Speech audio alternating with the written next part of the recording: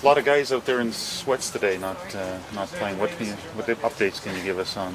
Well, Dury, he should be back this afternoon. He's still fighting his stomach virus, but he was better yesterday, so he should be back. Honestly, I don't even, the ones who aren't dressed, you have anybody in particular? Watt, the rookie. Yes. Yeah, well, he's had a hamstring since the beginning, and rookies, that happens because they don't understand what getting ready for pro football is all about, so they come in and they have a tweaked hamstring, and that's part of being a rookie that you live with. That's why when you draft a guy, you'd never expect him to help you the first year. How about Birmingham? Corey has a family issue, and he's chosen to retire from football. It's a pretty serious issue that he felt he needed to be with his family at this point, and that's the way she goes. So we move forward. So that's two import running backs. You're down. What's your thought there? Maybe bringing in someone else? I'm thankful that we have Brian Crawford and Jeff Johnson, two fantastic non-import running backs, and they've been just spectacular in practice. I mean, I can't say enough about both of those guys. So I focus on the guys we have here. It's been one of those positions that every year it seems to be a position that you get hit at, and that happens to be running back this year. But that's, like I say, I'm ecstatic about the way the two non-imports have played, and we'll bring another guy in here, and we're hoping Corey Boyd. He's very close to being ready. He's been a week now. So once his symptoms are gone, he'll be back out. We should be okay. And sorry, Rob Murphy was also. Rob had a surgery done this morning. That's just a minor thing. It's an outpatient thing. He'll be back in practice tomorrow. Sorry. When you say you don't expect anything from first-year guys, I mean, there are exceptions to that rule. Has anybody jumped out that way? Like guys, again, that you don't really expect much from, but guys that have just kind of jumped off the paper for you. Guys that have jumped off the paper. No one's really popped out. I mean, the whole group has. Guys who are practicing, I'm excited about all of them. I mean, there's not a particular guy that steps up. I mean, there's a lot of veteran guys that I didn't expect that have jumped up and are playing. That, like I mentioned, Crawford and Jeff Johnson. Yeah. Let me ask you specifically about Josh Abrams. Okay. Josh is a very instinctive guy, and he's made plays. That's why he's here. He just makes plays around the ball, and he breaks well on the ball. And this is a real good secondary. It's going to be a tough secondary for a rookie to break into, but in a game, you'll probably see he'll make a play or two plays that are big plays. And you go, wow, there's Josh Abrams again. Yeah. No, he's done it a few times already just the last couple of days. Dwayne Carpenter, you have a history with him. How much of a role did you have in bringing him here?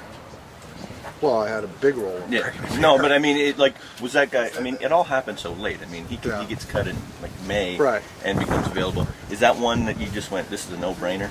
Well, I felt that Dwayne brought the skill set that we wanted back there in terms of his intelligence and his ability to be a leader, and then he's the type of character that I want in the locker room. So when you put all those three things together, and all he asked for was an opportunity to compete, and he wasn't promised anything, and he doesn't expect anything. So he's here busting his rear end to make this football team. So, and again, like I just talked about.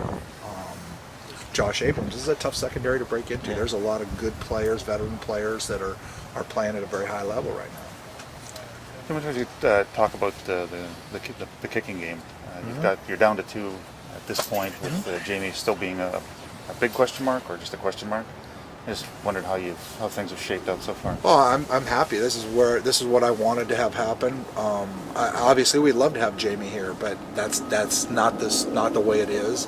Robbie's gotten better every day, and Grant Shaw the same thing. Grant is first time Grant's ever been a kicker, and I told him yesterday I wanted him to not forget that he's a football player first, and because he's just one of those guys who he loves being out here, and all he wants to do is help this football team, and it's just so refreshing. He's just and today I thought he had his best day punting that he's had. Very consistent, and that's what we're looking for, is consistency out of these guys. So Grant has a spectacular leg. If he can learn how to do it and be able to keep his composure when the lights go on. I'm anxious to watch both of these guys. Both of these guys will kick on Sunday. I'm anxious to watch them both kick live. And all possibilities open at this point. Two like a separate kicker puncher. All possibilities are open. How's the defensive line looking so far in your assessment? It's as good a defensive line as I've been around. I mean, when you look at some of the guys we have out there, they're great size, their speed. They're just, and Coach Dyer is the best. Again, the best I've been around it at getting those guys to do the things they're supposed to do. So I think the pressure's been outstanding. They're a great group. They love doing what they're doing, and when you have a group that loves doing what they're doing, you got a chance to be successful. So there's not a guy there that I'm disappointed in. What do you make of specifically the play of Ben Nishola so far? Well, Ben has been if you want a guy who's been a surprise, he's playing much better than what I'd expected. He's very, very quick off the edge. He's tough to block. He's got the quickness to play rush end. He's a nose to the grindstone guy. So no, I've been very, very happy with Ben Nishola. You ever had a training camp where you've had two guys retire in the first 10 days? Yeah, this stuff happens. I mean, they get away from their families, things come up, and in DeCorey's situation, it was one of those. I don't think it's a thing where Jabron, I think, just couldn't get excited about playing.